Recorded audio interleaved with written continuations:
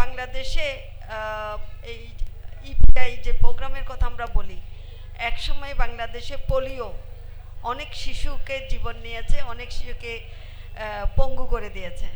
আজকে সেই পোলিও কিন্তু নাই। এই কৃতিত্বের দাবিদার আমাদের যারা এই কাজে নিয়োজিত ছিলেন এবং যারা নিয়োজিত আছেন সবারই, এবং মিডিয়া যারা আছেন, আমাদের যারা উন্নয়ন সহযোগী আছেন, বাংলাদেশ সরকার সবারই এই কৃতিত্বের দাবিদার। এরকম অনেকগুলো ভ্যাকসিন আমাদের জীবনকে সুন্দর করতে সহায়তা করেছে। আমি একটা কথা বলি যে পুরো বাংলাদেশটাকে যদি আমরা হাসপাতাল বানাই তাহলেও আমরা জায়গা দিতে পারবো না।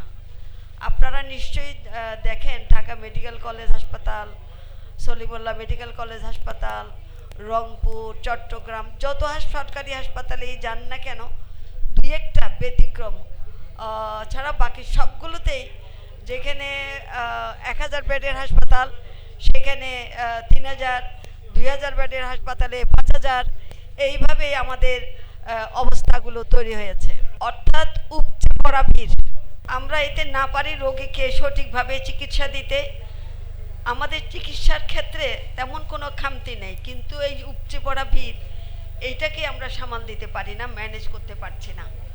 তো সেই জন্যই বলবো যত বেশি পারি আমরা রোগকে প্রতিরোধ করি। রোগ যদি আমরা প্রতিরোধ করতে পারি তাহলে আমাদের হাসপাতালে এত জায়গার দরকার হবে না। যেটা আপনারা আগেও শুনলেন, বাংলাদেশে প্রতি বছর অনেকেই টাইফয়েডে আক্রান্ত হয়। একসময় এটা ছিল বলা হতো সান্নিক বাত্তি, কিংবা একসময় কোরামিন খাওয়ানো হতো। সেই যুগটাকে আমরা পেরিয়ে আসছি। তখন ওই কোরামিনটা দেয়া হতো অসুস্থ হয়ে গেলে, অর্থাৎ এইটাই হইলো তার একমাত্র ঔষধ, যেটা খেলে হয় বাঁচবে নাইলে মরবে। এখন সেই জায়গা থেকে পেরিয়ে আমরা অনেক অনেক এগিয়ে এসেছি। তো কাজেই এখন হলো প্রিভেনশনে, আমরা যদি প্রতিরোধের মধ্যে যেতে পারি। এখানে আপনারা শুনলেন বলা হচ্ছে 8000 প্রতি বছর 8000 মানুষ এই টাইফয়েডে মারা যায়।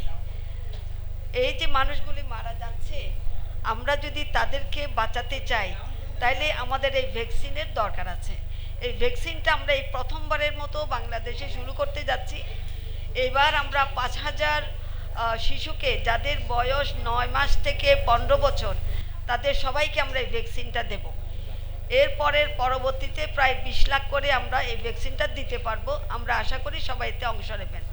কাজে আপনাদের কাছে আমার চাওয়া, আমাদের যারা এই কর্মসূচির সাথে জড়িত, যত স্বাস্থ্যকর্মী, যত নার্স, যারা এই কাজের সাথে জড়িত, স্বাস্থ্যের সাথে জড়িত, আমাদের যারা প্রিন্ট মিডিয়া, আমাদের যারা ইলেকট্রনিক মিডিয়া, আমাদের যারা উন্নয়ন সহযোগী, আমরা সবাই আমাদের যার জায়গা থেকে যেন আমরা ক্যাম্পিংটা করি, যাতে করে প্রত্যেকেই এই ভ্যাকসিনটা নেওয়ার জন্য এগিয়ে আসে।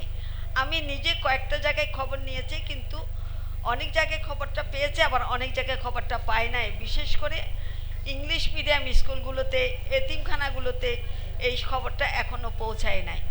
আমি আপনাদেরকে অনুরোধ করব, সকল স্কুল যাদের যেখানে 9 মাস থেকে ঘরের বাচ্চা, তাদের জন্য আলাদা করে দেওয়া হবে।